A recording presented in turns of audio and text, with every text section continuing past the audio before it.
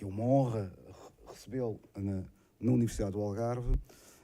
Cumprimento também o Sr. Presidente da Agência Nacional Erasmus e agradecer o facto de a agência ter escolhido o Algarve para este encontro. Cumprimento os colegas de membros de equipas reitorais, de presidências de politécnicos aqui presentes, demais dirigentes, todas as equipas de relações internacionais que estão aqui hoje. Só 2 ou 3 minutos e aproveitar este momento para falar muito pouco da Universidade do Algarve, que nem sempre temos essa oportunidade de o fazer.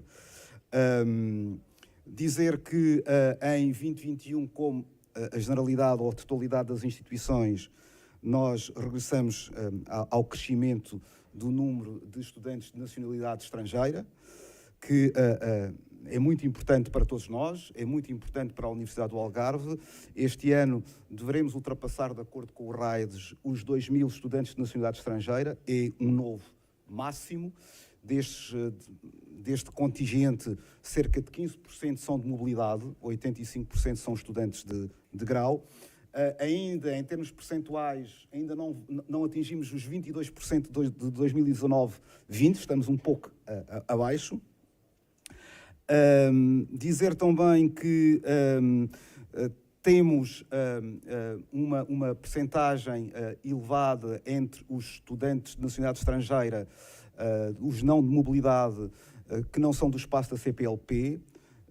Isto porquê? Porque temos muitos mestrados com ensino em inglês, para além dos 4 mestrados Erasmus Mundus, e é muito importante, de facto, o programa Erasmus e os apoios, que nos permitem ter em funcionamento este ano 4 mestrados Erasmus Mundus, algo que já vem acontecendo há muitos anos, e no próximo ano serão 5 mestrados Erasmus Mundus, que nos permite depois ter aqui uma ampla representação geográfica na instituição.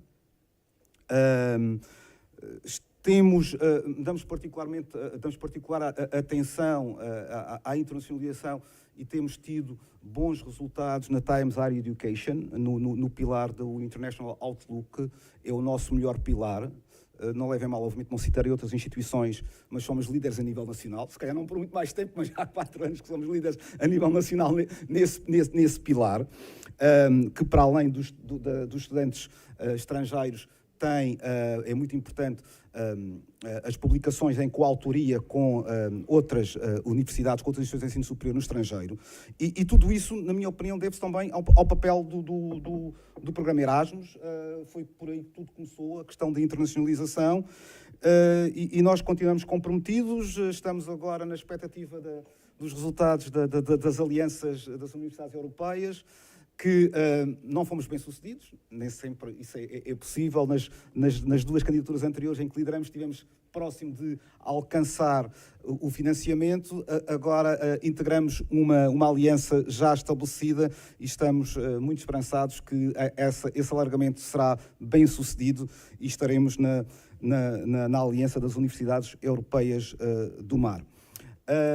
Não vos ocupo mais tempo, desejando que encontrem hoje e aqueles que também estarão cá amanhã as melhores condições de trabalho e que desfrutem das nossas instalações, pois da mãe natureza e deste céu que nós temos aqui, que não é exclusivo do Algarve, pois não é da nossa responsabilidade, mas nós assumimos como tal, como sendo nosso, não é? Como é bom. E naquilo que necessitarem da Universidade do Algarve, pois estamos cá para vos ajudar, não só nestes dias, obviamente a organização da Agência Nacional Erasmus, mas depois no futuro teremos todo o gosto em cooperar convosco, tal como já vamos vindo a fazer há muitos anos. Muito obrigado.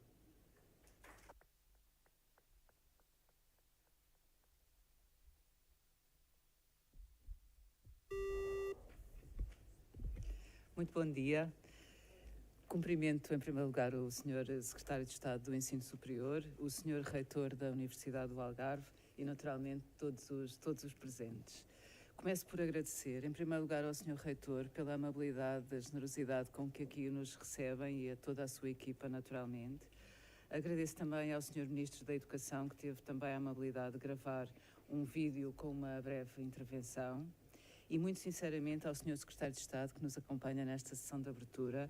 A sua presença constitui um importantíssimo estímulo para o nosso trabalho enquanto agência Erasmus, mas atrevo-me a dizer, é também um importante sinal para as instituições e como reconhecimento do trabalho que elas vêm fazendo em termos de internacionalização. Uma palavra também para todos os que aceitaram participar nos diversos painéis como oradores ou moderadores e que muito nos honram com a sua presença. E um agradecimento muito especial aos professores Laura Rambley e Philip Altbach, que aceitaram tão amavelmente partilhar connosco o seu relevantíssimo conhecimento. Thank you so much, Laura. Por último, um agradecimento muito sincero a todos os que decidiram participar no evento e que garantem, assim, a necessária troca de ideias, experiências e boas práticas que nos permitem avançar mais e melhor.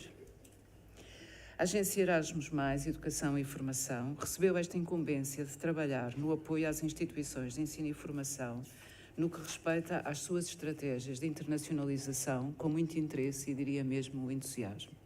É um tema que conhece bem, pois vem desde há muitos anos gerindo o programa Erasmus em Portugal, mas se bem entendi o caderno de encargos, o que se pede agora é que utilize o Erasmus como um instrumento ao serviço de uma política que não se esgota neste programa europeu e que vai mais além no suporte às instituições, como acontece com várias das suas congêneres europeias, como é o caso da Agência Espanhola, que nos dá também o gosto de estar aqui presente. Obrigada, Jordi.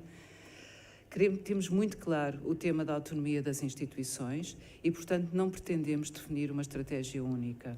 Certamente votada ao fracasso, mas também não podemos ser puramente reativos e trabalhar de forma avulsa conforme as solicitações.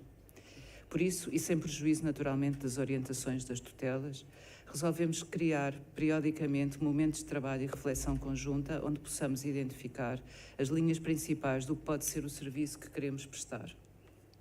Além dos encontros que queremos continuar no futuro, também nos pareceu importante conhecer o estado atual das estratégias de internacionalização e a medida em que o Erasmus as pode servir. Neste sentido, abrimos hoje uma call para um estudo que nos possa servir de orientação e fazer progredir com maior segurança. Dedicamos um dia e meio aos setores da educação formal e da formação, com os quais trabalhamos o ensino superior, o ensino e a formação profissional, o ensino básico e secundário, que integram aquilo que no Erasmus designa por ensino escolar. Em cada um destes setores, procuramos trazer temas atuais e que constituem desafios para os próximos anos.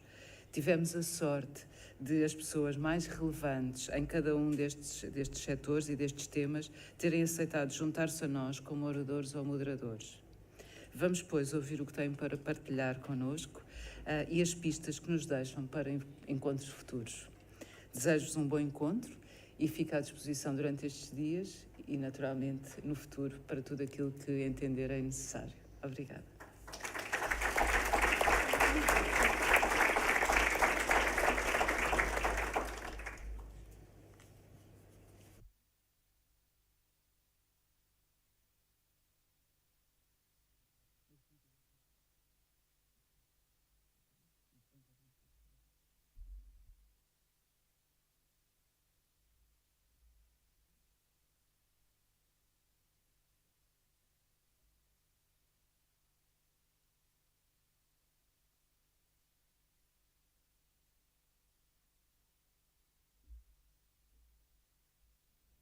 Muito bom dia, é um gosto poder enviar-vos esta mensagem.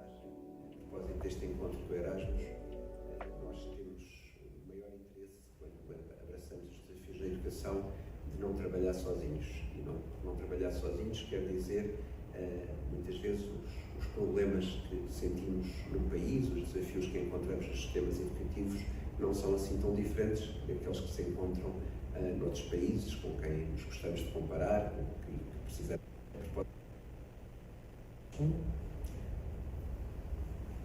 Muito bom dia, é um gosto poder enviar-vos esta mensagem a propósito deste encontro do Erasmus. Nós temos o maior interesse, quando abraçamos os desafios da educação, de não trabalhar sozinhos. E não trabalhar sozinhos quer dizer, Muitas vezes os problemas que sentimos no país, os desafios que encontramos nos sistemas educativos, não são assim tão diferentes daqueles que se encontram noutros países com quem nos gostamos de comparar, com quem precisamos de conhecer. E por isso todos os programas de mobilidade, de cooperação que a Agência Erasmus tem vindo a promover são muito úteis no desenho de políticas nacionais para que haja um conhecimento recíproco, troca de informação, partilha de informação entre os diferentes Estados-membros da União Europeia, mas também para as escolas, para os professores, para o pessoal não docente, para os alunos que participam nestes intercâmbios, nestes projetos, nestas ações e que têm permitido que aquelas que são dificuldades de um lado, para as quais outros já encontraram a solução, possam ser resolvidas também cá, também lá, com as ideias de Portugal, e por isso é com o maior entusiasmo que acompanhamos esta intensa atividade da nossa Agência Nacional. Nestes contextos, nestes tempos que vivemos, em que os sistemas educativos foram abalados a nível global, primeiro pela pandemia, agora pela guerra, é ainda mais importante nós abraçarmos o projeto europeu e percebermos que, se andarmos juntos, andamos mais depressa. Por isso, queria desejar-vos um bom encontro e, sobretudo, desejar que em cada escola, em cada serviço, mas, sobretudo, em cada escola haja um maior benefício que possa ser tirado das ações Erasmus.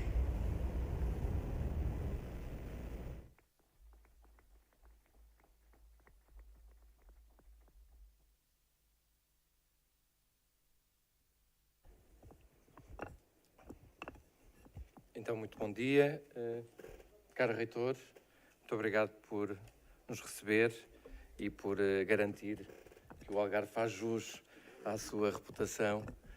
Só é pena, de facto, não podemos ficar cá mais tempo, mas de facto, mostra-nos porque é que o Algarve tem a reputação que tem e porque é que o Algarve e a Universidade do Algarve são um sítio ideal para nós fazermos uma reflexão sobre a internacionalização no ensino superior. E, no caso concreto, no meu caso, sobretudo no ensino superior, mas numa perspectiva mais alargada. Cara doutora Ana Cristina, muito obrigado por todo o trabalho da organização do encontro, mas sobretudo por todo o empenho que tem colocado em apoiar as instituições nesta causa que é de todos nós, da internacionalização. Caros colegas, caros representantes das instituições, dear Laura, great to see you, thank you so much for being here. Para mim este é um dos muitos momentos gratificantes que este primeiro mês tem me permitido, porque eu sou de certa forma um convertido à causa da internacionalização, correndo o risco de trair a minha idade. Eu fui estudante Erasmus e, portanto, como imaginam, isso foi uma experiência marcante, como é para todos aqueles que participaram. E de uma forma que às vezes até é um pouco imperceptível, mas quando nós olhamos para trás e vemos aquilo que a experiência Erasmus mudou nos indivíduos, nas instituições, de facto há um caminho muito significativo. Fui também bolseiro Fulbright e, portanto, tenho obviamente de cumprimentar a doutora Otília e sobretudo, salientar o caminho assinalável que nós fizemos do ponto de vista do sistema de ensino e, em particular, do ensino superior, de crescimento e de valorização da questão da internacionalização. Esta, digamos assim, é a parte mais aconchegante das palavras que eu tenho, mas como imaginam, não adianta retirar conforto daquilo que nós já fizemos e, sobretudo, o importa é pensar em termos de futuro. E conforme, aliás, o Sr. Ministro da Educação já assinalava nas palavras que ainda há pouco preferiu, este é um tempo de mudança, e é um tempo de mudança para um contexto bastante mais exigente do ponto de vista da internacionalização. Eu penso que todos concordaremos que o caminho que temos à frente não é um caminho apenas de mais e mais internacionalização, é, em muitos casos, um caminho de diferentes formas de internacionalização, de consolidação e de amadurecimento dos processos de internacionalização. E isso passa por um lado, perceber que na internacionalização confluem objetivos, preocupações, aspirações às vezes muito diferentes por parte dos nossos estudantes, dos nossos professores, das nossas instituições. Passa por consolidar um processo que eu acho que já está em marcha em muitas instituições de institucionalização do próprio processo e de, sem prejuízo, obviamente, da importância das iniciativas individuais que muitas vezes dinamizam aquilo que as instituições fazem. De facto, isso obriga-nos, quando nós passamos para um patamar de institucionalização, para não só apoiar e consolidar essas iniciativas, mas também, diria, um olhar mais seletivo sobre aquilo que fazemos e aquilo que não fazemos.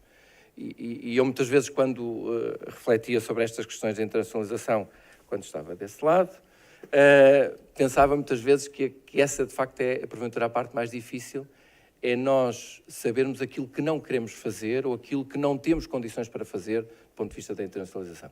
E isso é, obviamente, difícil porque, vivendo do entusiasmo de muitos colegas e de muitos funcionários que muito fazem, que muito se empenham, por vezes isto não é bem entendido porque dizem, então, nós que temos esta vontade de fazer cada vez mais acordos, cada vez mais protocolos, como é possível dizer que não vamos fazer isso? E eu penso que, de facto, esta fase de amadurecimento e de consolidação passa por isso, passa por um processo de diferenciação, ou seja, das instituições não fazerem algo do ponto de vista da internacionalização porque os outros estão a fazer, mas porque isso é congruente com aquilo que estão a fazer do ponto de vista do ensino, do ponto de vista da investigação e do ponto de vista da relação com a comunidade. E essa, aliás, era um dos aspectos que eu depois destacaria adiante, porque, de facto, se nós olhamos para aquilo que é o programa de governo, em que medida nós podemos ajudar a enquadrar esta atividade, que é muito uma atividade das instituições. Nós só teremos um processo de internacionalização forte do ponto de vista do sistema de ensino superior, e eu alargaria do sistema científico e tecnológico, porque eles estão profundamente articulados, e seria desejável que os tivessem ainda mais, e este é um dos objetivos também desta equipa ministerial, é que neste aspecto, como noutros, haja uma maior convergência e uma melhor articulação entre o sistema de ensino superior e o sistema de ciência e tecnologia, até porque em muitos casos os interlocutores são os mesmos e o exercício é, de facto, de convergência do ponto de vista de objetivos e do ponto de vista de ações.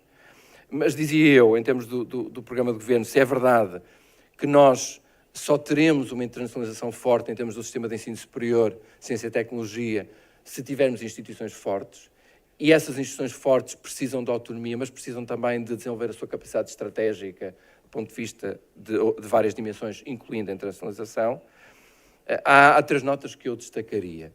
Uma é claramente a valorização da internacionalização do ensino superior, ou seja, isto é o reconhecimento do caminho que foi feito pelas instituições e que ainda há pouco o Sr. Reitor reconhecia, sendo a Universidade do Algarve um excelente exemplo desse ponto de vista. Felizmente é um entre muitos no sistema de ensino superior do trabalho que tem sido feito e, portanto, isso hoje já está plasmado nos próprios objetivos do ponto de vista de política pública para o ensino superior, mas a visão que também aparece no programa de governo é uma visão que privilegia esta dimensão de institucionalização e, sobretudo, a dimensão das redes. Penso que é claro para todos nós hoje que muito do processo de internacionalização, nomeadamente do ponto de vista europeu, vai passar pela consolidação de redes, desde logo a questão das universidades europeias, mas de uma forma mais ampla. E esse processo de densificação dessas relações obviamente, tem especificidades do ponto de vista institucional e tem especificidades também do ponto de vista do sistema português, e não estivéssemos nós hoje a falar no Dia da Língua Portuguesa, essa é obviamente uma dimensão que molda a forma como nós, enquanto sistema, encaramos a internacionalização, que é necessariamente diferente e que pode tirar partido dessa dimensão de uma forma que outros sistemas europeus não têm. E, portanto, também aí, nós, enquanto sistema, devemos procurar aquilo que faz sentido com as características e com as especificidades do nosso sistema e não limitar-nos a mimetizar aquilo que são estratégias aparentemente bem-sucedidas, mas de outros sistemas que estão enraizados noutros contextos, do ponto de vista político, do ponto de vista económico e do ponto de vista cultural. E a terceira nota que eu destacaria em termos do programa de governo é, ligando a algo que eu há pouco já enunciava, nós explorarmos mais o potencial da internacionalização de uma forma transversal que passa não apenas pelo ensino e investigação, aí eu acho que é mais ou menos um adquirido, mas também do ponto de vista da relação com a comunidade, se quiserem, de outra forma, com a terceira missão. E há um conjunto de dinâmicas que, não estando, por vezes, tão presentes no radar do ensino superior, eu acho que é importante trazer para esta discussão, tudo aquilo que está a acontecer do ponto de vista de interface entre o ensino superior, ciência e tecnologia e a economia, no quadro do PRR, no quadro do PT 2030, no quadro do processo de mudança estrutural da economia portuguesa, o ensino superior, a ciência e a tecnologia podem ter um papel fundamental desse ponto de vista também no processo de internacionalização da economia portuguesa e do seu fortalecimento, porque isso cria, digamos assim, um quadro virtuoso de fortalecimento de ambos os lados. E, portanto, essa era também uma das pistas que eu deixava para a reflexão, não só nestes dias, mas depois para a reflexão nas vossas instituições, em que medida nós podemos usar as experiências de internacionalização como forma de fortalecimento da nossa relação com a comunidade, que é o mesmo dizer também de legitimação e de valorização do ensino superior nos nossos territórios, mas também usar essa intensificação das relações com o meio e as oportunidades que isso cria do ponto de vista de emprego, de criação de emprego, para alavancar a nossa capacidade de atratividade e de internacionalização das nossas instituições e dos nossos programas. Portanto, esse é, parece-me, um dos grandes desafios nesta etapa que temos à frente.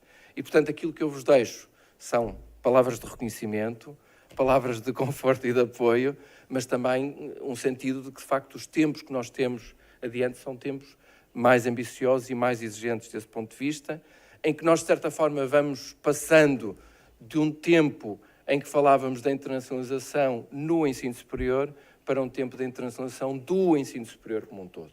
E, portanto, pensarmos transversalmente, globalmente, a realidade do ensino superior à luz deste enfoque na internacionalização. Isso significa mudar muito naquilo que nós fazemos no ensino e aprendizagem, na forma como nós entendemos a investigação e na forma como entendemos o contributo destas duas missões fundamentais do ensino superior para a comunidade, que, em última instância, é a missão principal que nós temos, porque isso dá sentido àquilo que nós fazemos. Espero não ter desanimado neste início, mas estou certo que o dinamismo que as instituições tiveram e o entusiasmo que eu me habituei a encontrar nas pessoas que estão à frente da área da internacionalização nas instituições, seja do ponto de vista de vice-reitores, pró-reitores, seja do ponto de vista dos serviços de internacionalização, são a garantia de que seremos capazes de enfrentar com sucesso também estes próximos desafios. Muito obrigado, bom trabalho e um bom dia.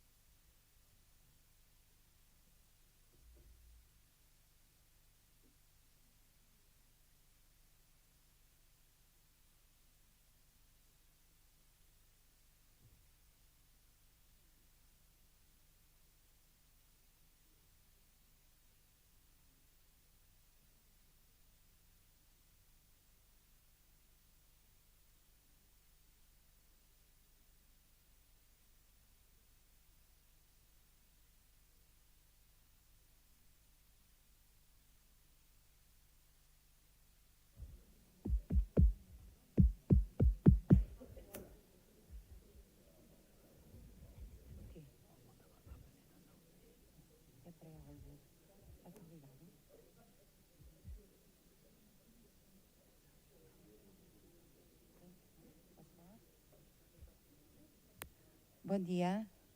Sério? Tá? Bom dia a todos. Obrigada por terem vindo. Pertence-me a grata tarefa de apresentar a professora Laura Rumley, que nos dá o gosto de estar presente connosco. É a diretora para a área do conhecimento e da inovação DAIE e é uma especialista, como todos sabem, de renome na área da internacionalização, ligada ao ensino superior. Tem os seus estudos feitos no doutoramento no Boston College e também alguma formação na Universidade Complutense de Madrid e na Universidade de Sevilha. Vai-nos dar o gosto de fazer uma apresentação que nos vai mostrar perspectivas da internacionalização portuguesa e comparada também com as realidades europeias. Não vou tomar mais lugar, até porque a professora Laura se apresenta por ela própria. Muito obrigada, bom trabalho.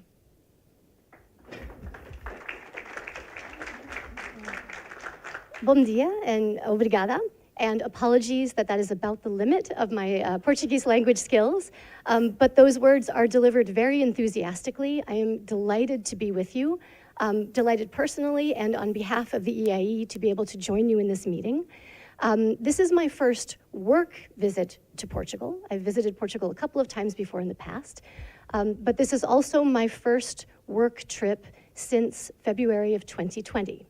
So this is a special occasion for me to deliver a presentation wearing shoes at home. That is a more casual experience. And it will also be different that at the end of our time together, neither you nor I will be able to push a button and disappear from one another. So we'll be with each other for a while, but I think that will be a very nice experience. I had a very nice invitation to come and speak about a very interesting topic, trends and emerging issues in internationalization. Several years ago, I developed a master's level course in Boston at Boston College about internationalization in higher education that lasted an entire semester. So to think about the important issues in internationalization in less than an hour is a challenge. There is a lot that we can talk about, but I'm hoping that we can hit some highlights and have an interesting conversation. I'm standing up because there are a lot of things on my slides and I don't want to block them and look back at them too much, so I'll move away a little bit. I had hoped to begin with you with a little bit of a survey or a poll to understand more about who you are, what your work involves, what you think your level of confidence is with knowledge about internationalization, and what you're most interested in. The technology was a little tricky, so I decided not to do that and make you suffer with some difficulties there. But I very much hope that over the course of the next hour, this really can be more of a conversation and not just me pushing ideas out that you may or may not agree with or may have lots of different comments and conversations and different perspectives on. So this is my hope at any rate. So to begin, I just wanted to give you a little bit of an indication of what I hoped to do with the time to get today. The first would be to give you a little bit of information about the EAE. I assume that a lot of you know a lot about it already, but I hate to assume that. It's not fair and it's not always the case. So I'll just say a couple of words about what the EAE is all about. And then I wanted to share a little information that the EAE has in its archives about internationalization in European higher education specifically. And I say historical data here because this is data that comes from our 2018 barometer exercise. Some of you may have heard about the EAE barometer survey. 2018 isn't that long ago, and yet things are moving quickly, and there are definitely changes afoot. It will be interesting, I think, for us to take a quick look back at that and provide you with some information about how Portuguese respondents answered some of the questions we had about internationalization, and then focus a little bit on some ideas about the future and emerging trends and issues and topics. So with that in mind, let us not go backwards. A little bit about the EAE. As you all may know, we're a little over 30 years old, and we really stand as the premier professional association for individuals like you who are working in international education across Europe. We have a lot of involvement from members from outside of Europe as well. People are very interested in dynamics in the European context. We typically have on an annual basis about 3,000 members, and at the high point, just before the pandemic, more than 6,000 individuals came to our annual conference in Helsinki in 2019. Barcelona awaits in September of this year, and we hope to see a lot of people again. But I think what's interesting about these numbers too is that behind them, there are many more people who are not members, who don't go to the conference, who are working in this area of international education. And I think increasingly so, which is an important trend for us to watch as well, the growth of our own field. And just a reminder that the EAE, of course, has these interests in fostering mutual understanding, nurturing global citizens, really trying to help shape developments in the field, listen to what's happening, reflect on that, but then also drive some different discussions. and offer opportunities for peers to come together and learn and connect with one another, a really big part of what we do. And last but not least, just an overview of the way that the EAE currently kind of divides up the field of professionals that we are serving. I think it builds a lot on what Pedro has said, about the scope of the work that's going on in international education. A lot of us, I think, particularly connected to Erasmus, may have mobility very top of mind, and it's hugely important. But we think also about alumni issues, employability, the marketing and recruitment dynamics, internationalization at home for the non-mobile majority, and many other aspects of international education. So there's a lot to discuss, and it continues to be a very, very dynamic field, as you well know. So a little bit of information that I wanted to share then about internationalization as we knew it at least 5 or so years ago. So the barometer, just to remind you, and I'm sorry if there's a little feedback here, the barometer, that document or a report that I'm referring to, if you haven't seen it before, it can be freely accessed on our website. We have done 2 iterations of the barometer so far, and the idea behind it is really to cast a very wide net to record information from professionals in international education in Europe about what they see going on at their institutions and in their national contexts. What are the priorities? What's going on with strategy and management of international education? How do they see challenges and future directions? In 2017, we collected data, and the questions were both factual but also perceptual in nature, some opinion questions to also try to get at what's going on in people's minds behind the numbers. We had over 2,300 responses from almost 1,300 different higher education institutions across the vast majority of the European higher education area. You can see that we have some countries that are a bit overrepresented in the survey for a number of different reasons, but a mix of public institutions, research institutions, specialized institutions of different types, and different kinds of people responding. In large part, international officers, however that might be defined at one's institution, but also faculty and others in that. Just to give you a little indication, we received in this exercise in 2018, 49 responses from Portugal. I think the average across all of the countries was about 65, but of course, that doesn't mean a whole lot because countries are differing in size and numbers of institutions, but just so you know. And we had, as you can see there, a majority, a strong proportion of respondents were head of or staff of international offices, and both research university and universities of applied sciences, as well as specialized institutions, were represented in the information that we got. So what did we learn? I'm just going to give you a couple of pictures of this data, not an exhaustive indication, but I think it's really interesting to think about, and has already been alluded to in the initial conversation, what are the goals of internationalization? What is it that we're really after when we're doing this work? And you can see, I hope it's readable, it's a little small on the screen. On the screen here, we see how the large majority, or how all the respondents shape up with this question. 3/4 saying the focus is on students, preparing students for a global world, and connected to that, strong interest in improving education, also having an interest in seeing one's institution stand out on the global landscape and be visible in different ways. And then, of course, improving quality of research. And then after that, things really drop off.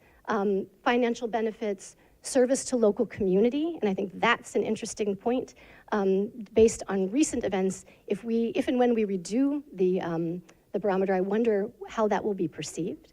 But just for your knowledge, then, in Portugal, our respondents indicated, again, preparation for the world of work and the world at large was a priority. Improving institutional reputation stood out, of course, as it did for all the other respondents. And then research and education, again, were really important aspects in this discussion. And by the way, those percentages don't add up to 100% because you could choose more than one indication of a main goal or two. So we have goals, but then we also have discrete activities. What are we doing to address those goals? And as you can see here, our respondents in the main were quite focused on international student mobility in some fashion, either home students going out or international students coming in, and to a lesser extent, staff mobility, partnerships, of course, programs in non-local languages, et cetera. So you can take a look at that list. And again, to give you an indication of Portugal's interest, heavily engaged in this question of mobility. And you all, of course, are working right in that. And you know, to a lesser degree than some of those mobility activities, the partnership and reputation building kinds of activities. So I share these with you because I'm curious, as you're looking at them, I wonder what you're thinking, you know, about how do these things match up now with the work that you know at your institution? What kinds of goals and priorities do you see in play? And maybe that's something we can talk about in the discussion section. Two last things I wanted to share have to do with challenges. So we have a lot of enthusiasm, there is a lot of forward momentum, but there are also challenges in the work that we face. And so we asked a couple of questions about challenges that looked like this. The first had to do by looking at internal challenges. What are the things going on within our own institutions or within our own remits that may be causing us some difficulties? Budget popped up for a good number of people. This lack of commitment by some staff, lack of recognition, again, some money issues around scholarships, foreign language skills, et cetera, some challenges in these areas. For our Portuguese respondents, they were in alignment with that concern about internal budget, and even more so than the average. Concerned about scholarships for international students. Again, I'd be curious to know how that's going these days. And the lack of commitment by some faculty and staff in foreign language proficiency coming up, you know, after those, but kind of in tight alignment. So some things to work on and some things to consider. And then finally, to give you an indication here of external challenges. So these would be things beyond the power of the institution that have an effect on the environment and may present some barriers for internationalization. So funding always seems to go to the top, of course. Competition in different ways, national legal barriers, and again, I think that'll be interesting to watch over time. And then for some countries, and particularly for Northern Europe and Northwestern Europe, perceived costs of living, really presenting some very serious barriers, and lack of national strategy or support. For Portugal, again, in alignment, funding a concern, but way more so in this group than across the average.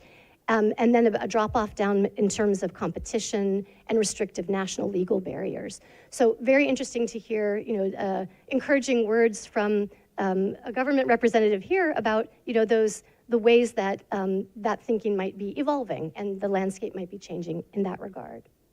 So this is just then a look back and some food for thought for you as you think about what's going on again at your institution. Now, one other bit of historical data that I wanted to share with you has to do with a little spin-off study that we did from this big barometer exercise. And that has to do with the question of what is successful internationalization? So if we're all aiming for success in some ways, what does that look like? And how do institutions achieve it or think they are achieving it? And so we did a little study called Signposts of Success, in which we used that same barometer data that I was talking about earlier, but we took just a subset of responses. And as you can see on the screen here, we looked at respondents who felt that they were above average in their national context when it comes to internationalization. They're optimistic about the future. And they reported comparatively greater progress in pursuing the internationalization activities that they had prioritized. So we use these items as a proxy for success. Success will be defined differently by different institutions. Again, it goes back to that issue of context and what institutions decide is meaningful and important. But we figured if people were saying, we think our institution is doing very well in our national context, we're very optimistic about the future, and we've made this progress, that they are experiencing, at least in their own heads, some success. So what could we learn from them about what they're doing? And might that be useful information for other institutions? So what we did was, sorry, just to give you a little data to show in terms of the perceived level of internationalization in comparison to other institutions in the same country, you can see that in general, we had about 40%, and then combined more than 80%, indicating that they felt that they were above average or average. And for Portugal, we had, again, 41% right on, very, very in line with the full response set from all of our barometer respondents. And then again, just a little piece of information here, confidence about the future. I think this is a very interesting difference between the average and what Portuguese institutions were saying. 54% said they were very positive about the future as opposed to 22. So that, I wonder where you're feeling today and if that would align. And who were those 49 respondents, right? and none saying they felt negative or didn't know. You know, it was clear the feeling was good. So I think that's interesting for you to know. Okay, so what happened when we looked at these responses and how they answered other questions resulted in a list of 9 signposts of success. They're a little hard to read here, and so I'm going to kind of pull them apart for a second, just for us to think about them a little bit. In my thinking, when I looked at these various signposts, I felt like what the data were telling us was that success seems to be a matter of motivation, of organization, how do we do the work that we do, and then execution. So let's talk about that a little bit. So one really interesting detail was that we did a separate study that was looking at financial matters, and what we found was a very interesting disconnect between the institutions that felt that they were successful and those that were in it for financial benefits. So this alignment with academic mission really seems to be important. And I think that's a very obvious kind of finding, and one that's very much in line with what I understand to be the priorities and interests of Portuguese higher education institutions. So being motivated by the spirit and academic mission of an institution seems to be really important.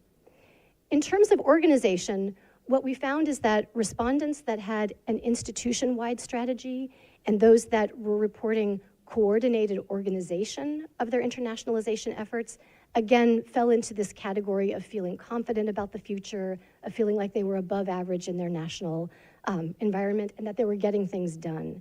And I had some casual conversations with people last night talking about those challenges, right, of getting different parts of your institution to talk to one another and to understand that presenting perhaps a united picture of what internationalization is at the institution, both internally and externally, is quite important.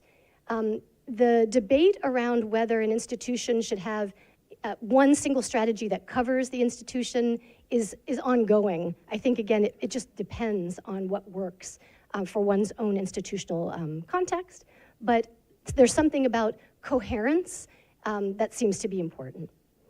And last but not least, just kind of a picture here of these other aspects of the story that seem to point toward success or feelings of success, and that is, having targets for priority activities. Perhaps it's not enough to say, we're interested in this, this, and this, but you have to actually indicate, well, what are we going to do in those areas? What does success look like in this particular area? Are we evaluating the work that we do? Are we looking at the strategy regularly, assessing the quality of the experiences or the programs that we're offering, and providing training, for the individuals within our institutions whom we are asking to do these kinds of activities? And of course, funding. Where there's funding, there can be at least a sense of success. So again, this is looking back a little bit and just food for thought for you all as you think about, what does this mean to you? Moving moving along, I wanted to spend the next little part of this conversation sharing some thoughts about current and emerging trends in internationalization. And I think this is kind of a difficult thing to come up with. This is, again, food for thought. As we look at these items, you may think there's something missing. You may think, I would have thought about that or talked about that differently. So again, these are just ways for us to get a conversation going. And I also wanted to mention that after each one of the items that I mentioned as a trend, I've provided information about different kinds of resources that the EAE at least has been working on to try to explore this particular topic or respond to it. And I wanted to clarify that I'm not trying to push an EAE agenda on you, but this is the work that I'm most familiar with right now. There are many organizations that are working in our area and are doing important and exciting things, but this is just one source of resources that you might find interesting. So I came up with 6 emerging trends that I wanted to share with you. The first is environmental sustainability. This has become such an urgent, high-level discussion for our governments, for our cities, for our institutions, and certainly for the international education sector itself. And a lot of hand-wringing, as we say, or soul-searching about the ways that we are contributing to environmental degradation through mobility efforts and activities.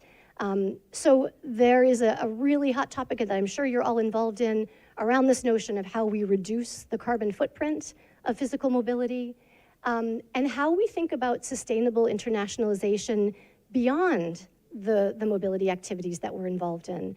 And that can include things like how are we thinking about our partnerships and the institutions that we're choosing to partner with. What's their position on environmental sustainability? What are we doing to really develop research within our own institutions about the environmental footprint of the work that we do? There's a very interesting emerging movement around climate literacy in international education. So taking opportunities when working, for example, with students in international education programming to ensure that there are climate-related themes, climate impact themes that are woven into the curriculum, that are woven into the student experience in different ways. Fernando Reimers is a professor based at Harvard University School of Education who's edited a book about climate education in the last couple of years. So there's a lot, I think, to be explored there. The flip side of this, though, is that nothing is ever simple or easy, and there are new challenges that emerge as we try to address and commit to green solutions. And one of the most obvious is green travel is often more expensive and it's slower. So how do we reconcile that reality and still walk down this path toward greener activities? And that's just one example of many. So there is an enormous amount of work that I think that needs to be done, is being done, and will be done to try and get at some of these questions. So just to give you a little indication of ways that the EAE has been trying to do this, we've been dedicating some issues of our member magazine. We've been doing podcasts with different stakeholders and activists around this topic. And there are 2 things I wanted to highlight here. The first is that I think Europe is quite unique in the amazing organization and commitment and activism by students around this issue. So Students for Tomorrow happens to be a Dutch-based organization of students that are trying to get Dutch universities to be very accountable and publicly known for where they stand and how they operate environmentally. Erasmus by Train, which I'm sure many of you are familiar with, is really advocating for changes in the way that Erasmus students are able to get where they need to go for their Erasmus experience. And CANI, I'm not sure if you're familiar with it, but on the far right side, CANI stands for the Climate Action Network for International Educators. And this is a fairly recently formed network of individuals globally that are trying to raise the level of understanding and awareness and connections between individuals like us working in this field to try and effect change. They have just this year, in the last month, come out with a document called the Canny Accord. And it is a list of 70 steps that institutions could commit to in a show of seriousness of purpose around climate action and international education. So if any of you are interested, I would encourage you to take a look at Canny and the work that they're doing. I think there's a lot of momentum and some very interesting possibilities that may come out of that. Okay, on to number 2, equity and inclusion. Clearly, and I know you all are very aware of this, it's very much embedded in the Erasmus Plus program, this notion of involving and empowering underrepresented populations, really ensuring that equality of access and participation, and embedding these things, making them not nice choices, additional add-ons, but really part of the culture of the work that we do and the way that we do it. I won't go on at length about this, but just wanted to mention that for me it's been quite interesting, this evolving terminology landscape. So it used to be that we would speak of access, getting somebody in the door. Then it became inclusion and having that sense of, okay, now this person is included. Now we're seeing some other evolutions in thinking, such as the notion of belonging. So it used to be that access was being invited to the party, inclusion was being asked to dance at the party, and equity was being asked to help organize the party, because you would get in and frame things a little bit. Now we have these notions that I want you to also give me a sense that you like that I'm involved. So I want that feeling of belonging and that sincere feeling. There's also a notion now of justice being raised a lot. So a lot of colleagues, as you may be aware, particularly in North America, but in Australia and New Zealand, will now regularly reference in their international education meetings that we are standing on the ancestral ground of past peoples. We're not the first people here, and we need to, honor that tradition and include those that have been done wrong by some of the activities of our societies. So decolonizing the curriculum, also a part of that experience as well. So a lot to unpack there, and I'd be interested, Portugal has a long history as well of how that's playing out here. But at the EAE, again, doing a whole series of podcasts, blogs, etc., that you might be interested in checking out if you'd like to learn more about this discussion. Okay, on to number 3, digitalization. We're living, of course, the digital life now, although now we're in person today, which is lovely. Digitalization is cutting across all, of the work that we do, and we all know about it of the last 2 years. And this is a really important and still unfolding phenomenon. I think the key points I would want to leave you are at the bottom of this list here, that I think we've learned a lot of lessons in the last couple of years about the power and potential of technology and digital tools to help us do great things, but we don't want the technology to carry us away. That there's a constant reminder to try to, at the beginning, consider what is it that we really want to do, and then as a second part of the discussion, how can technology help us get there, rather than being led by the bells and whistles of technology. And the second point I wanted to raise is this notion of recognizing that digitalization offers many benefits, but can also create some new challenges and difficulties. One example that I can give here is that I was in a conversation in which somebody related a story that with the pandemic-induced turn to Zoom, yes, indeed, many students who could not have international experiences were able to engage in these collaborative online international learning programs. They could do things in ways that they hadn't been able to do because previously they were not so mobile. But the concern is now that we may be so happy with that solution that we will not continue to recognize that those individuals are still not being physically mobile. We don't want to say, great, you're sorted, you're solved, because that might not be the case. So making sure that we're aware of the unintended consequences that may come with the excitement of digitalization. And again, just some things to share. We're doing a number actually, or have done recently in the last year, some online trainings, of course, online, around this topic of launching virtual exchange within your institution. We've really heard this hunger from our members that I need to understand how to do this work and how to do it well. So that's been a big part of our priorities as well. Okay, just a couple more here. Collaboration, we've been hearing about this already this morning. Of course, the European Universities Initiative is the amazing standout example of a new era in collaboration. And I have to say, in conversation with colleagues from different parts of the world, they're quite amazed and impressed with the ambitions of this initiative. So we see between institutions a lot happening in that area. Beyond institutions, of course, we have our communities, which can be defined in all kinds of ways, locally, nationally, more broadly. And really this importance of thinking about how is it that the work of international education intersects with beyond the halls of our own institutions. So I think this will be another very important area for us to watch. And I had mentioned already that within institution dynamic, even though we're decades into the work of internationalization in higher education in Europe, there is still a lot to do to make sure that there's common understanding and common progress toward particular goals.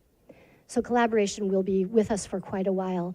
What I wanted to mention about that is that this later this year, our final member magazine edition will be specifically on universities and their communities. And if you're interested, if you've been reflecting on that yourself or have interest in that, there will be a call for submissions for articles, and that will be due over the summer, so it might be something to look at. And then our edition of Forum that's coming out just now in the summer is actually on collaborative Europe and all the different ways that these conversations have been evolving from Bologna through now to the European Universities Initiative. Geopolitical tensions, number 5 in the list of 6. We also don't need to say too much about that. We know what we're living at the moment. What I wanted to highlight is that from my perspective, the challenges or the work of institutions kind of falls in these 4 areas that you see on the screen here. An ever increasing need to be able to scan the environment and understand what's happening with these tensions and how they may potentially affect our programs and our institutions. Then, of course, sadly, having to respond to the inevitable. There will be crises. We've learned a lot about that in the last couple of years, but I think there's still much more work to be done to kind of mature our skills in that area. And of course, facing the fact that some crises may result in a flip back to the status quo, but most of them really require us to make some permanent changes. And so guiding change, managing change needs to be increasingly more of what we do. And of course, always keeping in mind that however we address these issues, those responses have to be grounded in what our values are, and those values have to guide our decisions. So we've been wrestling with that a lot at the EIE, trying to articulate our position, for example, with respect to Ukraine, with respect to our Russian members and those who attend our events. We waded through Brexit when that was happening, and these issues of displaced people and what that means for our field are an ongoing story that we're all trying to understand and learn how to respond better to. Last but not least, I will mention on the 19th of May, we are convening an online ideas lab. This is going to be a 2.5-hour morning, in which we are inviting people to come who are interested in trying to sort through how to respond to different parts of the challenge that the Ukrainian crisis is presenting us. I don't want to go into too much detail about it. I'll be happy to answer questions. But if your institution is working on solutions in relation to Ukraine, or you're trying to develop them, this could be an interesting peer learning kind of experience that you might want to join us for. And really, we're testing this out ourselves. We are co-creating with you some answers to these questions. Finally, and I know you've been listening for a long time, well-being. I thought this was an important notion to end on. And actually, apart from the very specific items that you see on the screen here, I really think this is a subject that we need to be thinking about on the individual level, on the institutional level, and on the wider societal level. We know that as individuals, ourselves, with our students and our colleagues, this has been a very difficult time, and there will continue to be these kinds of challenges. Our institutions are facing potentially financial challenges, change challenges, and our societies also. So we're really trying to continue to weave this discussion about well-being into the work of the EAE as well, knowing that it seems to be important to a lot of us. And again, trying to provide resources and actively seeking input. If you have things to say on these are topics, we would love to hear from you and would be delighted to receive blogs and that type of thing so that we can share your perspectives with this wider audience. That is a lot of information to throw at you, a lot of ideas, and we could go on and on, I'm sure, but I simply wanted to say thank you for your attention. We will be covering these and many issues in our online conference, or sorry, our in-person conference in Barcelona, hopefully in September. And with those words, I will pause and be happy to discuss any of these issues with you. Thank you.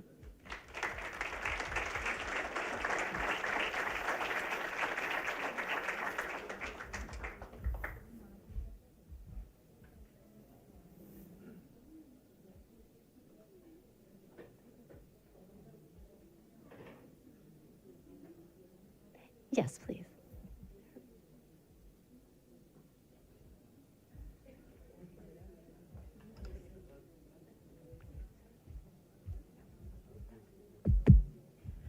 Hi, I'm Magda from Universidade Católica Portuguesa, and I have a question, well, not a question, a concern regarding the digitalization trend. I think that after 2 years of COVID, one thing, I think we are all very happy to be here, and so I think that we've realized, or at least in my opinion, I am not as optimistic as I was when COVID started regarding the online experiences. So when you were mentioning that we should be worried about that virtual mobility is not physical mobility, I would like to explore a bit more on that specific topic. And how can we still be able to involve those students who for several reasons cannot be physical mobile? And in my opinion, I would say that virtual might be complementary to physical. So how can we, combine both things? How can we do more for those students who were, during this pandemic, could be virtual mobile in order for them to get the full experience? Yeah. I think there could be lots of answers from your peers.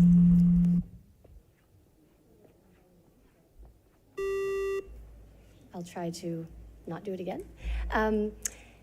I think you've asked a very fundamental question, and when I was thinking about the various trends the 6 trends, I was also noting that there's a lot of crossover between them. So the digitalization discussion rubs up against the inclusion and diversity, issue or theme. And indeed, I think we should be constantly worried about who's being left out and who is not having the opportunity to experience a quality international education, whatever.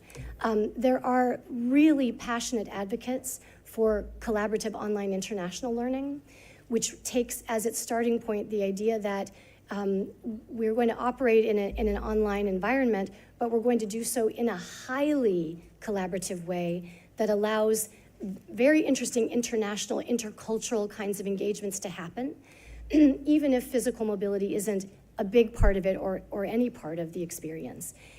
My feeling is that we're at the very initial stages of a long road of developing better knowledge, better understanding, better expertise about how we can really leverage technology in ways that does the right things. But I do think it's important that when travel was shut down completely, that we were forced to think about, so what still needs to happen? There are certain educational things that need to happen, and here we have an opportunity to do some of that work. But now as the door has opened, I think we can make some very measured decisions about, so what are the things that we cannot replicate in certain ways, and how can we find funding, how can we find spaces within programs to make that necessary thing happen for the people that need to receive it. So it's kind of a general and very nuanced response to your question. I just think that there will be many bright minds and many different experiments going on to try and figure out how to do what you're suggesting and limit the limitations and expand the opportunities as much as possible.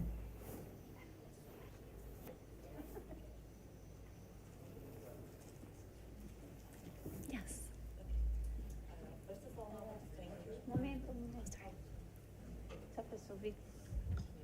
É possível. Não se ouve nada. My name is Conceição Ribeiro. I'm from the University of Algarve.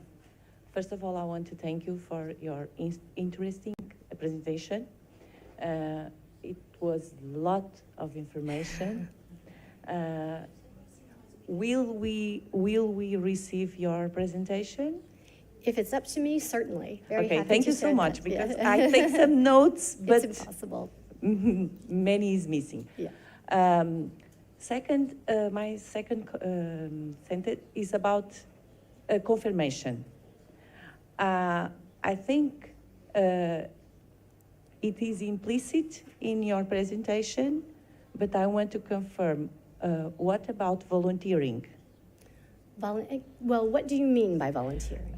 Because volunteering is a very broad area, and I think it captures almost everything, if not everything you spoke about. Inclusion, equity, going to the party, dancing, organizing the party, everything. Yeah. So volunteering, I think it's everywhere, in everything you talk about. Do you mean volunteering by, for example, students, or volunteering? The academic community. Got it, okay. So, well, if I'm understanding and kind of translating internally, my read of your comment is this idea of giving. Yeah. Giving to the community and being engaged. Yeah.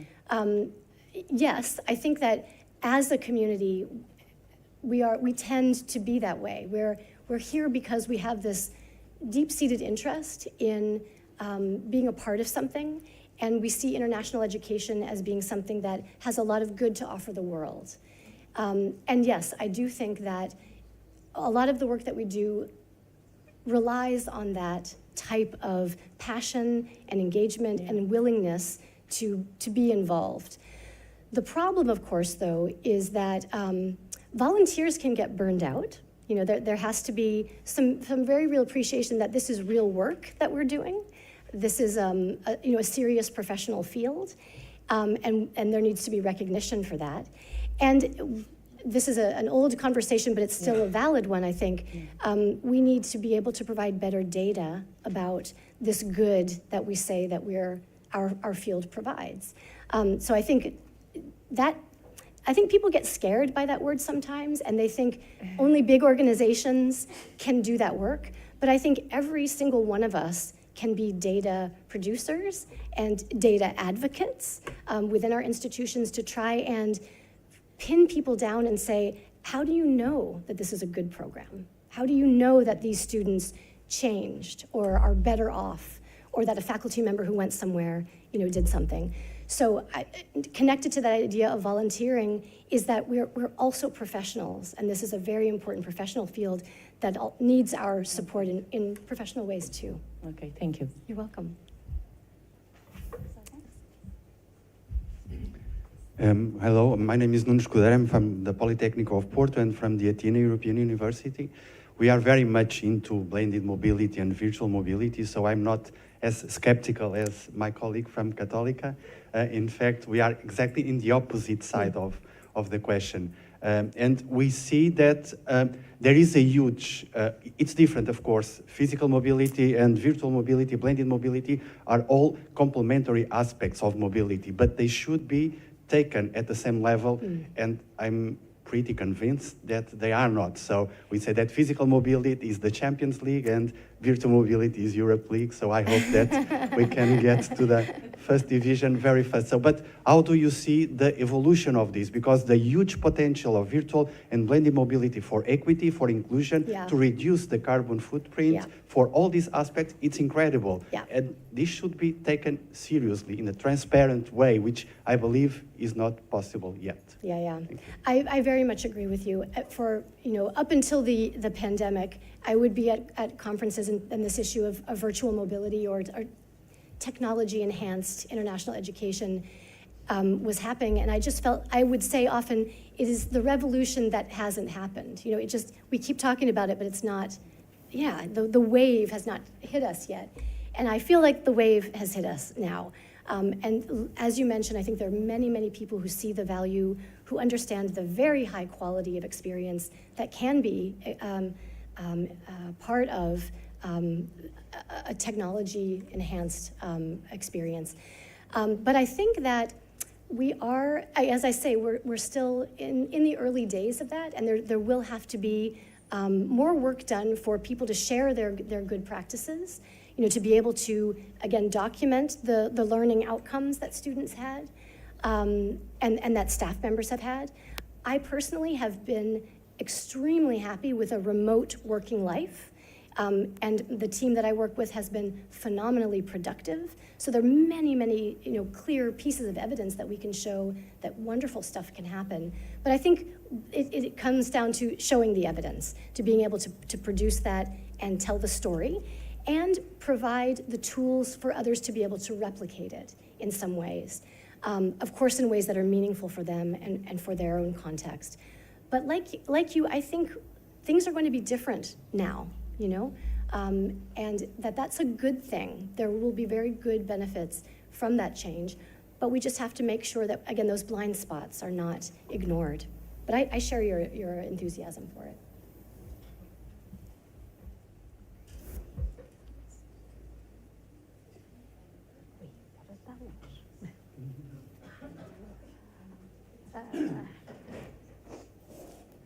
It's a big room. So, hi, good morning, everyone. My name is Sara. I'm from Nova University, Lisbon. I work at the International Development team, and we are currently working more and more by combining education with international development. And this was, for sure, enhanced by the context we have lived in.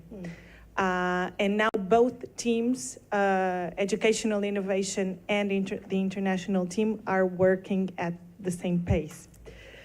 My question or comment on this is regards something we have also been discussing yesterday, which is how virtual mobility might, at the latest stage, represent inclusion and real inclusion in higher education and at all levels, meaning financial inclusion, meaning different backgrounds inclusion, like working students, for example, are a great example of that. And another one, which is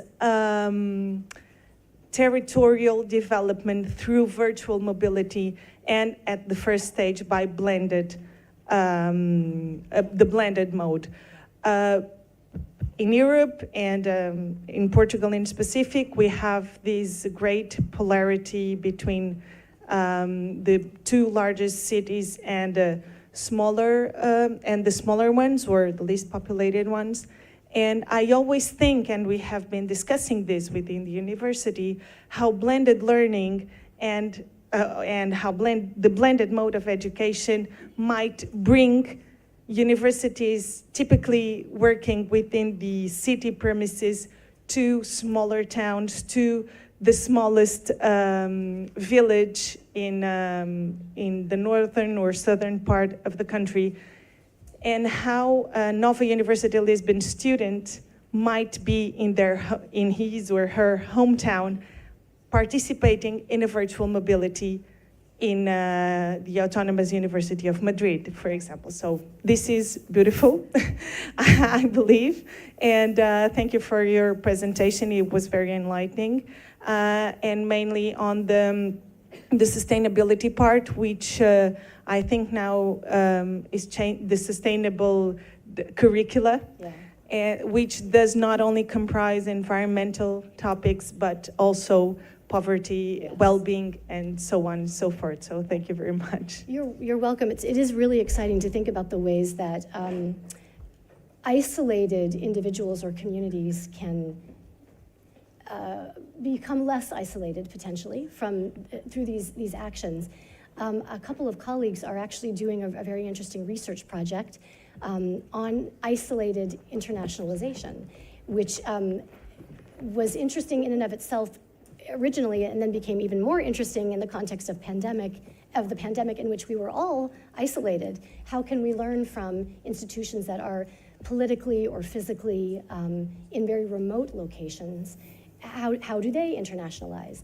And you're right, the opportunities to bring people together have been unprecedented, not only because you don't have to go anywhere, but the timings required. So I've had so many people say it's been so easy within a week to organize a high-level event because everybody's around, and all you're asking is an hour of their time rather than 3 days, that you have to book 6 months in advance. So the pace of engagement, I think, has also been affected in a very interesting and positive way. But again, I think, it's all about balance and all about figuring out what's the why of this experience, of this program, of this event. And if you can figure out the why, then I think everything else builds from that. How to get there, it becomes clearer and with the different options that we have. So very interesting. Thank you for sharing. I think there was somebody else. Yeah. Yes. Hello. Good morning, everyone. My name is Tani Eduardo, and I'm here with my colleague, Clarice Gonçalves. We come from a public school. We are teachers there, and we have an international office that it's starting, although we have some background with the K2 kind of Erasmus program. So we are from a tape school. I don't know if you know the idea. It's kind of the zip. The zip, you remember the French, it's a international priority area, yes. Social conditions. Yes, because we are from a rural area in Poceirão, near Palmela. And it's the group of schools of José Saramago, so José Saramago group of schools. We now have our credential.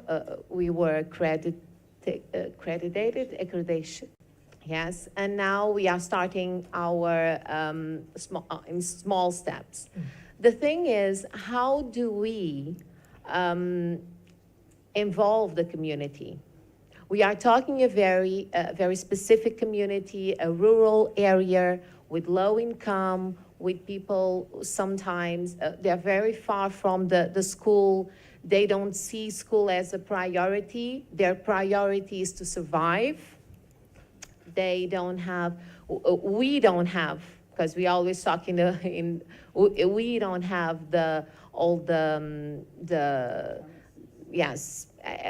we don't have the conditions to involve the community because mainly we don't have means of transports. We are in a very rural area in Portugal. So how do we involve the community? Because that aspect is very important, to involve the community, and it's really in the low part of your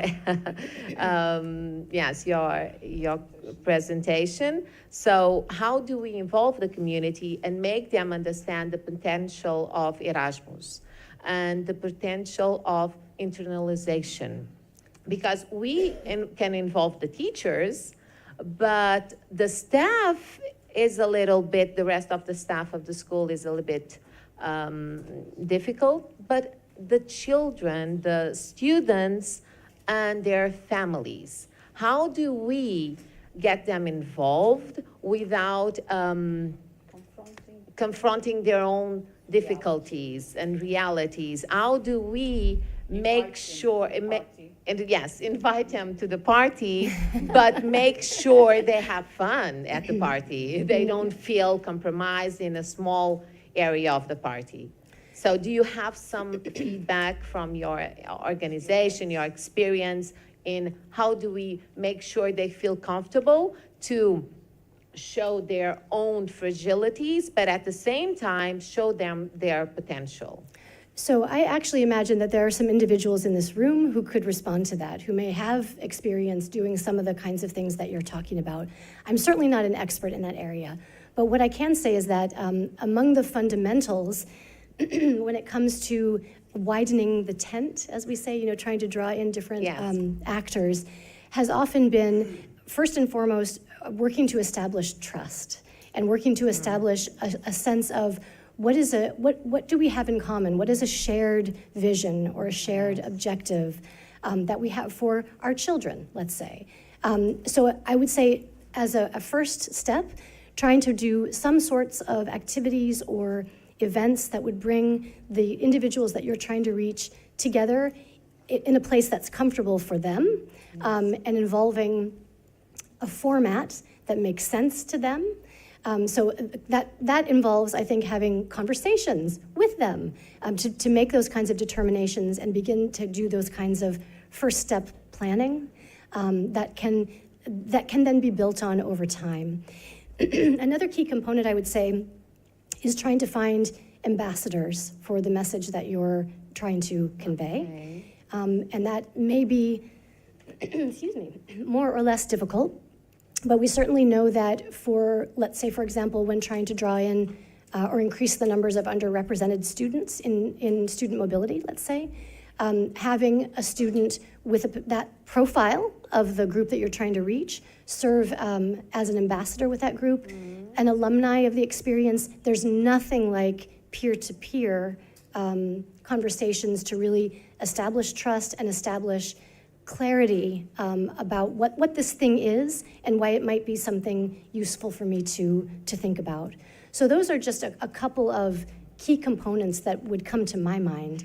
I don't know if there are others who might have ideas to add to that. Yes, I don't know if there are others here that have the same problems as we do, but that's a great idea. The idea of alumni, meaning people that went, that can see the transformation, can see the potential. Yeah. And yes, the idea of ambassadors inside the community, because we are a school, but the whole community, we have maybe the church, maybe the scouts, maybe those organizations that work, maybe we could pair with them and introduce the program, introduce our goals, and then make sure they will reproduce that information to the area and the families. Yes, yeah, making that's inroads. Great idea. Yeah, through those already not trusted. Just the school, but make sure to disseminate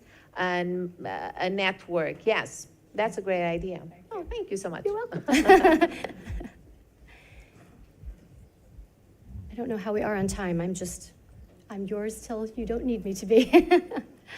But if there are no further comments or questions, I'm very happy to say goodbye, at least from this session, and to thank you so much for letting me be here with you, and I will enjoy further conversations as we have breaks throughout the day. Thank you very much.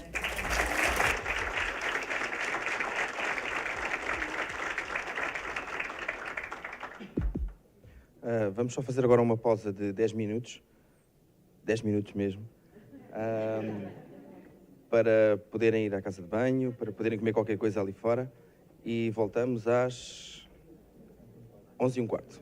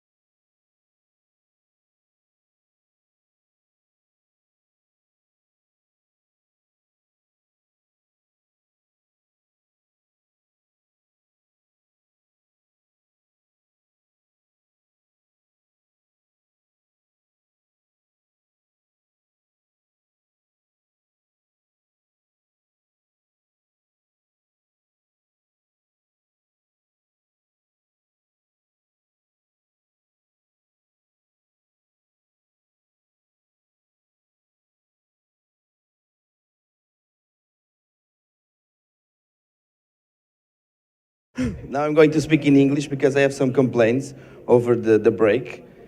So for now, the lunch will be outside when we finish, around 1 p.m. It will be just here where in the reception.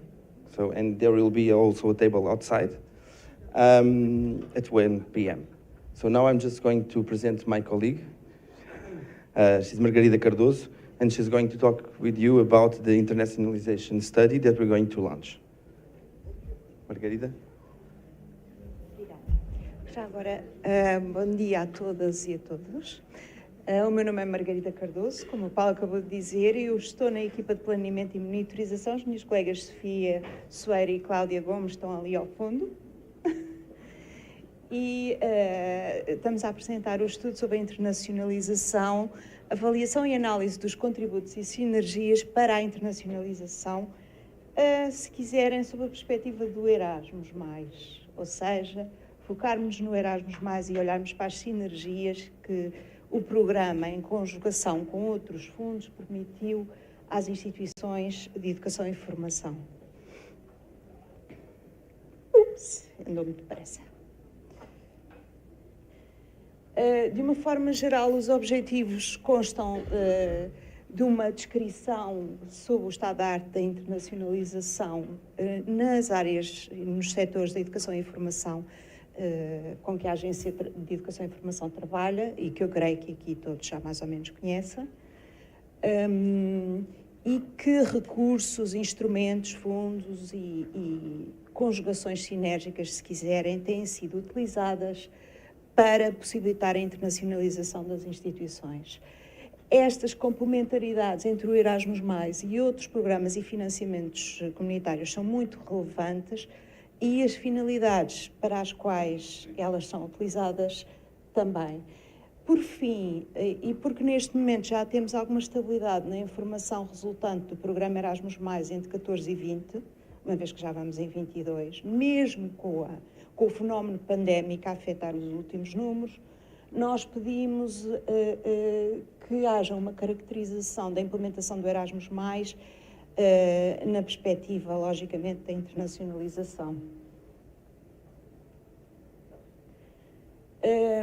Em termos metodológicos, logicamente que isto é de caráter mais orientador, mas permite sempre alguma definição posterior da equipa selecionada.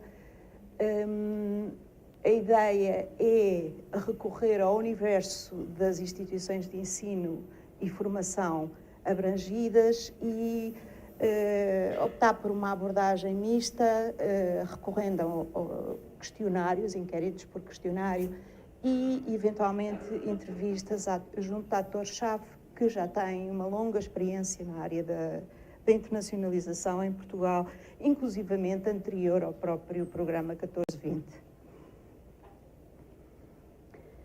Os objetivos específicos prendem-se com uma análise bibliográfica típica que sistematize os programas e fundos e as opções e dimensões, algumas das quais referidas na apresentação anterior, e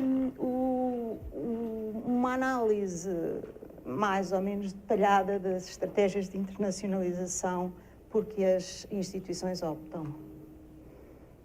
O caso Erasmus é um caso que é sobremaneira relevante para a agência e queremos nós para a educação e formação em Portugal. Portanto, seria interessante para nós uma análise da evolução dos projetos, quer na vertente KA1, como nós chamamos, da mobilidade, quer na vertente KA2 das parcerias, mas eventualmente uma dimensão mais abrangente, uma vez que estamos a falar de outros fundos também, e portanto pode surgir a necessidade de conciliar com outros aspectos.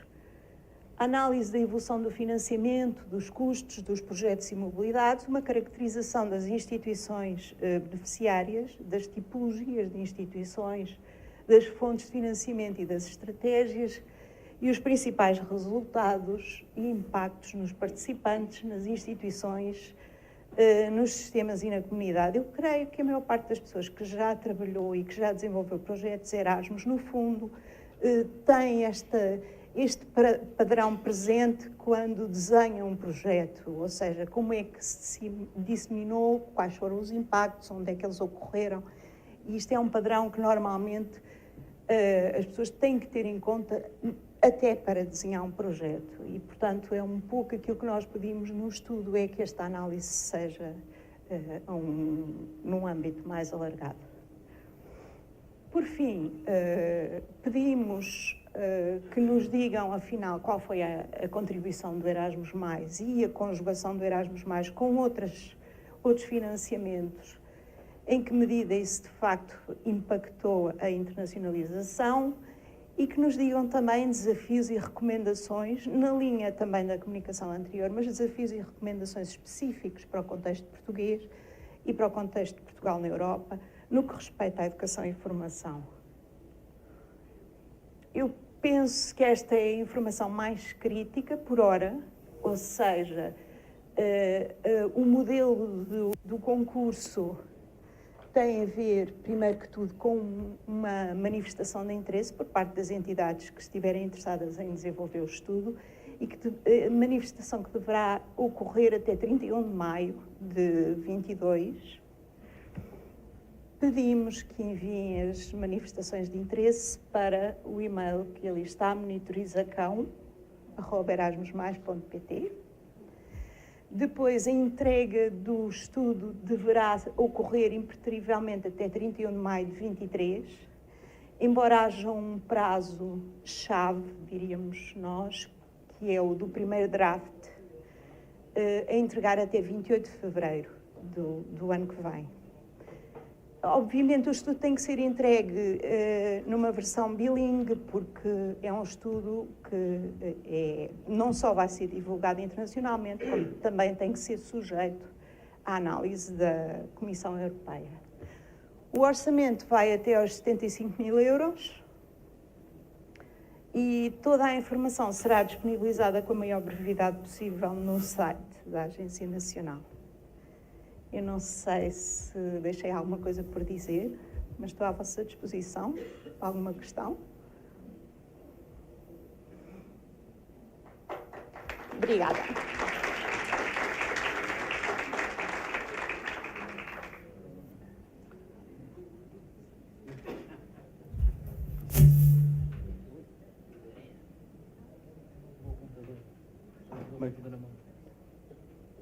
Obrigado, Margarida.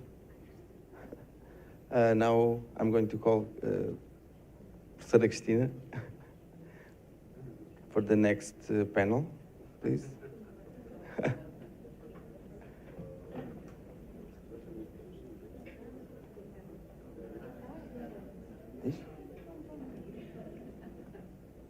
Carla. Erro meu. Não é? Tem que chamar o secretário.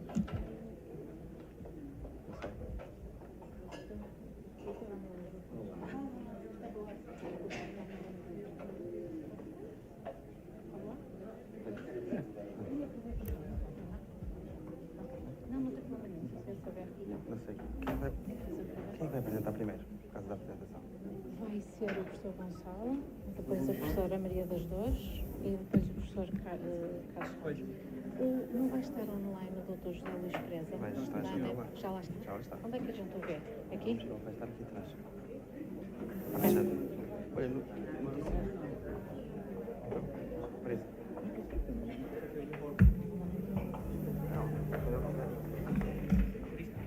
Ele tem que ter.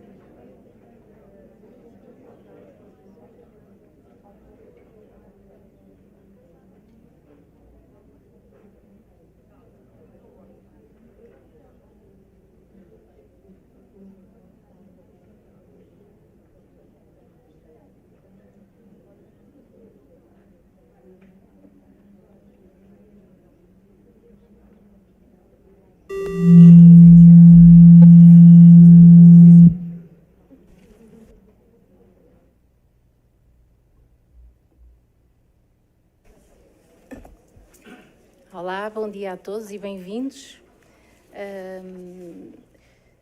O programa Erasmus celebra em 2022 35 anos de existência.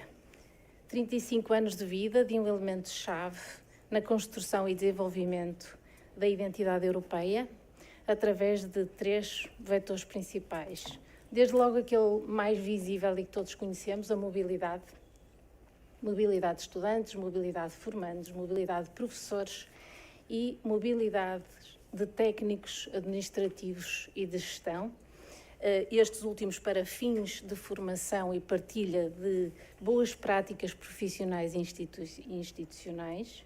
Um segundo eixo ao nível da cooperação e promoção de redes europeias de educação e formação, e as alianças europeias, as alianças de universidades são um excelente exemplo deste segundo vetor. E, não menos importante, da promoção de reformas políticas nos domínios da educação e formação. De facto, e em larga medida, graças ao programa Erasmus, hoje em dia a questão deixou de ser a internacionalização é necessária ou é importante e passou a ser como promover uma internacionalização eficaz, responsável e sustentável junto das instituições de ensino e formação e suas comunidades. Graças à nossa Agência Nacional Erasmus+, reunimos-nos aqui hoje para, nesta mesa redonda, respondermos a esta e outras questões através de uma conversa em torno das estratégias de internacionalização dos setores no ensino superior, da educação e de formação. Para tal, passo a apresentar o painel que temos connosco e que terei o grato prazer de moderar. À minha direita, o professor Gonçalo Fernandes, vice-reitor para a Internacionalização da Universidade de Trás-os-Montes e Alto Douro, instituição coordenadora do projeto Universities Portugal, cujos slides já estão a ver atrás de nós. A professora Maria das Dores Guerreiro, vice-reitora para a Internacionalização do ISCTE, instituição coordenadora do projeto Universities Portugal, Consórcio Lisboa. O professor Carlos Ramos, pró-presidente do Instituto Politécnico do Porto, instituição coordenadora do Portugal Polytechnics International Network. A doutora Amélia Joaquim, assessora da Direção-Geral de Ensino, a DGE, e o doutor José Luís Preza, presidente da Associação Nacional de Escolas Profissionais, a ANESP. Infelizmente, e por motivos de última hora, a doutora Maria da Conceição Bento, diretora-geral do Ensino Superior, e a doutora Alexandra Figueiredo, da Agência Nacional para a Qualificação e o Ensino Profissional, não puderam estar presentes. Nesta, então, primeira parte da discussão, vamos centrar-nos nesta questão com que todos nos confrontamos hoje. Como promover uma internacionalização eficaz, responsável, sustentável, junto das instituições de educação e formação e suas comunidades. E para tal temos aqui 3 pessoas que, pelo cargo de gestão que desempenham nas suas instituições de ensino superior, estão ligadas a projetos interinstitucionais de promoção de uma estratégia conjunta de internacionalização. E o que eu vou então pedir, em primeiro lugar, ao professor Gonçalo, à professora Maria das Dores e ao professor Carlos, é que nos falem um pouco desses projetos que estão a coordenar, que nos digam quem é que os financia, quais são os objetivos a alcançar e quais as atividades levadas a cabo. E para tal, vamos ter 3 pequenas apresentações para apoiar estas comunicações. Bem, bom dia a todos, obrigado. Eu queria saudar em primeiro lugar, obviamente, a Agência Nacional e dar os parabéns por esta iniciativa, especialmente pela coincidência muito feliz, não sei se foi coincidência, se foi intencional, de ser o Dia Mundial da Língua Portuguesa. E, portanto, estamos a falar da internacionalização de Portugal e não podemos falar da internacionalização do ensino das instituições de ensino superior sem falar, obviamente, da nossa língua e, portanto, os meus parabéns também por isso, por mais uma vez, depois de Coimbra, estarmos aqui reunidos também para falar de projetos Erasmus. Compete-me apresentar este projeto, o projeto Universities Portugal. Deixa-me só ver como é que faço o slide atrás. Ok. O que é este projeto? Este projeto, de facto, é uma tentativa de, efetivamente, de internacionalização das universidades portuguesas. Portanto, não envolve os outros setores, é unicamente para as universidades portuguesas, mas fundamentalmente a defender a marca Portugal e as instituições de ensino portuguesas. Está um bocadinho próximo demais, peço desculpa. E, portanto, no fundo, é reforçar a visibilidade internacional de todas as universidades portuguesas e não apenas as do consórcio. Já lá iremos. Eu escolhi este slide por causa da imagem, porque ela é muito interessante e foi muito... Pois não.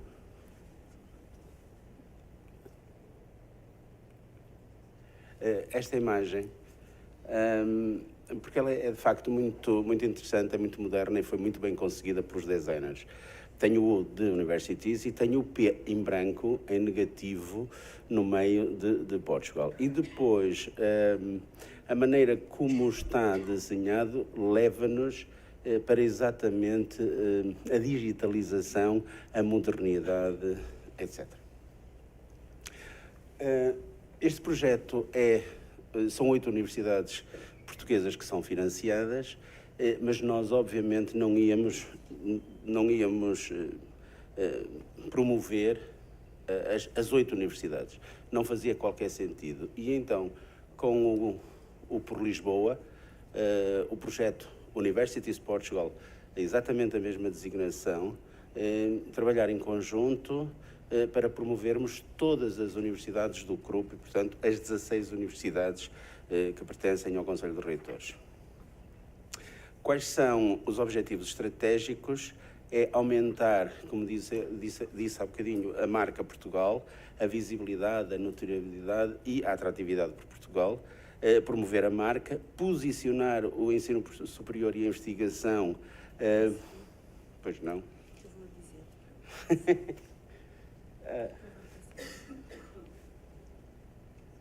É exatamente isso. Posicionar a investigação como marca, digamos assim, e como potencialidade de exportação e potenciar, mais uma vez, o ensino. É financiado... Não, antes... É financiado pelo Compete a 75% e autofinanciamento de 25%. Acho que é este. Exato.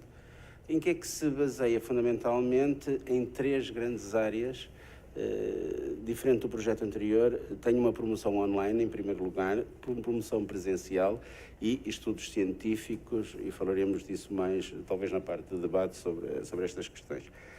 A promoção online tem a ver com a plataforma, com o website, de alguma maneira, e com o chatbox que se cria em relação a isso. Que dá para exatamente interagir com potenciais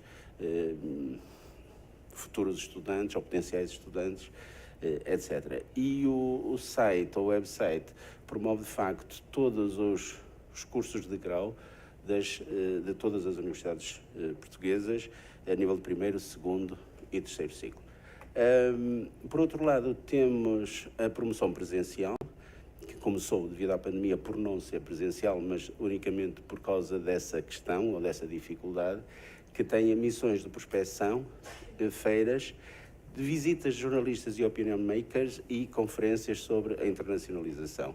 E, por último, estudos científicos sobre o impacto e sobre a oferta educativa.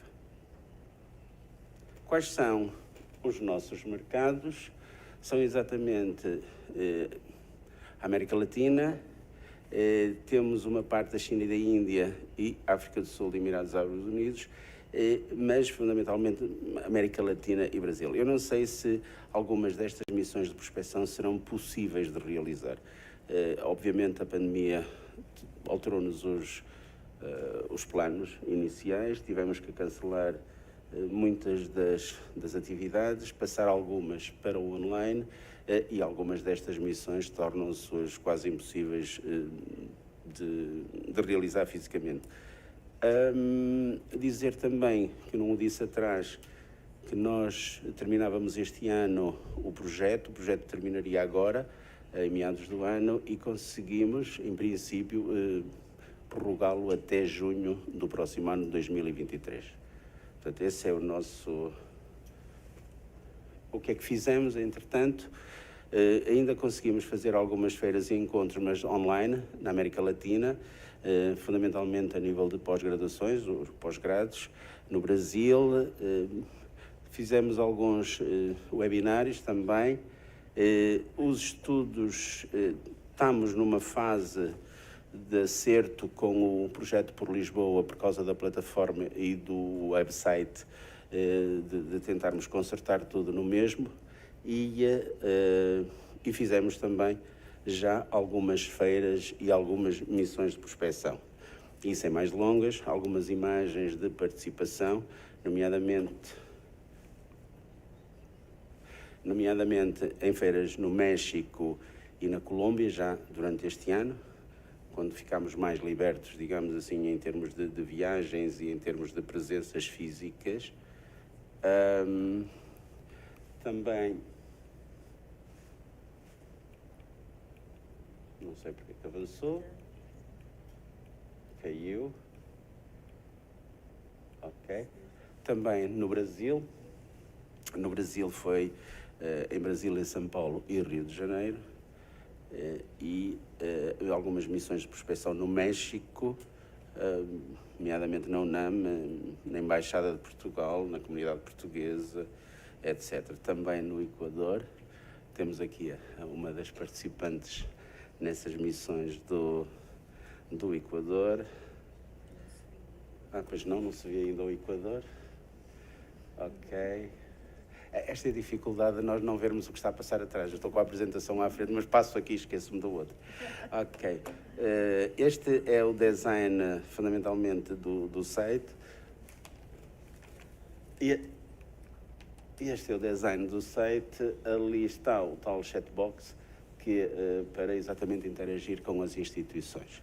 Faz-se a coordenação e depois reencaminha-se para as instituições cujos cursos ou cujas universidades os estudantes procuram.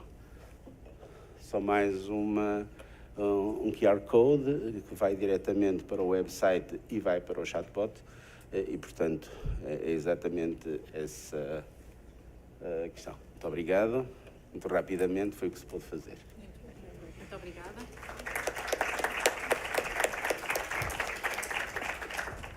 Passamos agora para a professora Maria das Dores Guerreiro, que nos vai apresentar o mesmo projeto, mas Consórcio Lisboa.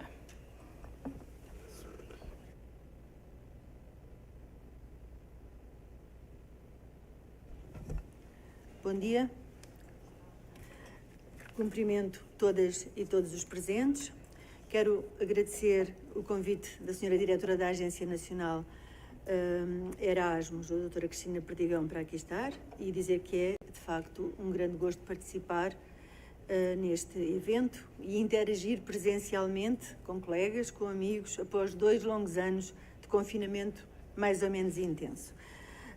Vou falar do mesmo projeto da parte das Universidades de Lisboa, mas gostaria de fazer aqui um pequeno enquadramento sobre o que aqui nos traz hoje acerca da internacionalização do ensino superior.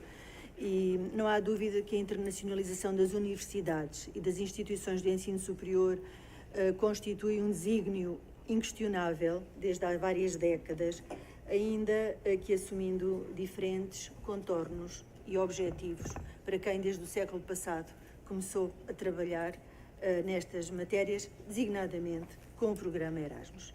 Não há dúvida de que a internacionalização desde há muito representa um indicador importante que as instituições têm de ter em conta na sua avaliação, no modo como atuamos, como nos relacionamos e proporcionamos a estudantes, docentes, investigadores, staff técnico e administrativo novas aprendizagens, novas oportunidades, abertura a outras culturas e experiências, capacidade de lidar com o que é diferente promovendo a inclusão e produzindo conhecimento para melhor servirmos a sociedade. E essa é, de facto, uma palavra de ordem que está nas nossas missões. No contexto em que estamos, aqui hoje, importa de novo evocar o que oradores anteriores já fizeram, o programa Erasmus, nas suas várias gerações e fases, e o contributo que tem dado ao longo de mais de 30 anos para promover a internacionalização. Internacionalização essa que muito tem contribuído, sem dúvida, para além do nosso país, para a integração europeia, para transformar várias gerações de estudantes de todos os países em cidadãos europeus, cruzando culturas, cruzando identidades. E o sucesso do programa Erasmus é de tal modo significativo que o programa tem evoluído a nível da Comissão Europeia para englobar, presentemente, objetivos muitíssimo mais amplos, já que ouvimos falar deles e vou também referi-los. Objetivos amplos em sintonia com a ambiciosa agenda europeia aos vários níveis. Desde há vários anos abre-se este programa Erasmus para novas geografias, com programas de grande sucesso também, como os Erasmus Mundus, ou os projetos de capacity building, pese embora os desafios que colocam às instituições que os gerem, que os desenvolvem, a nível de exigências burocráticas com a sua gestão, mas também a nível de uma aprendizagem enorme, que com certeza tem beneficiado o modo como funcionamos a nível das nossas universidades, das nossas instituições de ensino superior. Mas olhando para o presente, vemos a transversalidade das ações e a incorporação, não sei porque é que faz tanto eco, tanto ruído, e a incorporação, continuam a ouvir-me? E a incorporação dos objetivos da sustentabilidade ambiental, da igualdade e diversidade, da transição digital, da inovação, da transformação das instituições, da cooperação transnacional, da disseminação de valores a nível da comunidade europeia, dos valores que queremos que sejam os valores europeus, da inclusão social. E agora, mais recentemente, temos este grande enfoque nas alianças, na iniciativa Universidades Europeias. Deixo aqui o parênteses de que, segundo os objetivos, para além daquilo que queremos com a inclusão, a Comissão Europeia prevê que apenas abarque 5% das universidades, das instituições europeias dos diferentes países. É um desafio com que nos estamos a confrontar e que merece a nossa reflexão, o nosso debate e, seguramente, a nossa intervenção nos fóruns onde possamos algo dizer a este respeito, sem pôr, naturalmente, em causa tudo aquilo que nós ambicionamos neste momento, que é pertencer a uma aliança, pertencer a um destes consórcios a nível europeu. Mas um outro ângulo da internacionalização das instituições do ensino superior, de que podemos falar e de que o professor Gonçalo já começou aqui a falar, é o deste nosso projeto conjunto, este projeto que nós chamamos Irmão, Gêmeo, que visa, eu diria que primordialmente, uma outra vertente que o programa Erasmus só nos traz de forma indireta, que é a atração de estudantes para cursos conferentes de grau, para além dos programas Erasmus ou de ações mais confinadas, a atração de estudantes internacionais, especialmente de países fora da Europa, que nos permitam a obtenção de um reforço de receitas e que valorizem naturalmente também a posição de Portugal e do seu sistema de ensino, focando e fazendo sobressair que se trata de um sistema de ensino de qualidade a nível dos padrões europeus. Portanto, estamos a par com aquilo que nós encontramos como um referencial de qualidade europeia, e por isso somos certificados pela nossa Agência Nacional que se enquadra nesses organismos de certificação europeia. E, portanto, também numa posição estratégica Portugal detém uma posição estratégica face a outras regiões e culturas, desde logo com os demais países de língua portuguesa como referencial, mas também no quadro da Europa do Sul, da zona mediterrânica e igualmente com ligações particulares que temos com países de outros quadrantes geográficos. Há pouco o professor Gonçalo falava, por exemplo, também na China, na Índia, etc. E é muito com este objetivo, o de angariação e de atração de estudantes. Vou tentar passar então alguns dos meus slides, para não sei para onde é que devo dirigir o comando, que ele não está a obedecer. É para ali. Deve ser o outro. Não, é o outro.